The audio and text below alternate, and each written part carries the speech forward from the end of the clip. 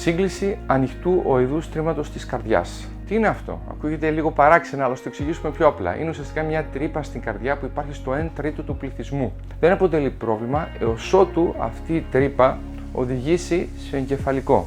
Εάν έχουμε όντως τον κακό συνδυασμό τρύπας και εγκεφαλικού σε έναν ασθενή, μικρό ή μεγάλο, τότε πρέπει σύμφωνα και με τις ευρωπαϊκές οδηγίες του καρδιολογικού οργανισμού να προχωρήσουμε σε σύγκληση αυτής της τρύπας, καθότι μέσα από αυτή την τρύπα μπορεί να περάσουν μικροέμβολα και να οδηγήσουν στο εγκεφαλικό. Άρα, αν στάθηκε τυχερός ο ασθενής και έχει γλιτώσει από το πρώτο εγκεφαλικό, τότε πρέπει να το προφυλάξουμε, γιατί δείχνει ο οργανισμός ότι έχει την τάση να δημιουργεί αυτά τα θρομβάκια και να περνάνε αυτά τα θρομβάκια, τα πήγματα αίματος δηλαδή, μέσα από αυτή την τρύπα που οδηγούν σε εγκεφαλικό. Πώς την κλείνουμε λοιπόν αυτή την τρύπα? Την κλείνουμε πλέον διαδερμικά.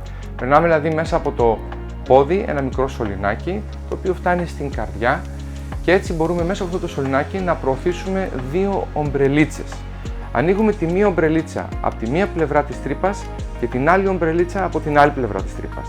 Στην πορεία φέρνουμε αυτές τις δύο ομπρέλες πιο κοντά και σφινώνουμε έτσι την τρύπα μεταξύ αυτών των δύο ομπρελών.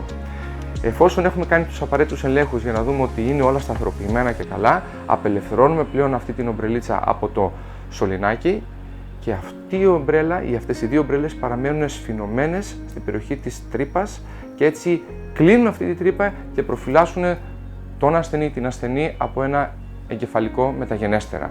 Εμείς αφαιρούμε το σωληνάκι από το πόδι, κάνουμε ένα μικρό ραματάκι και η διαδικασία διάρκειας 15-20 λεπτών έχει τελειώσει και προφυλάσσει εφόρου ζωής τον ασθενή μας, την ασθενή μας από κάποιο εγκεφαλικό. Πάμε τώρα να το δούμε μαζί και να το κάνουμε μαζί.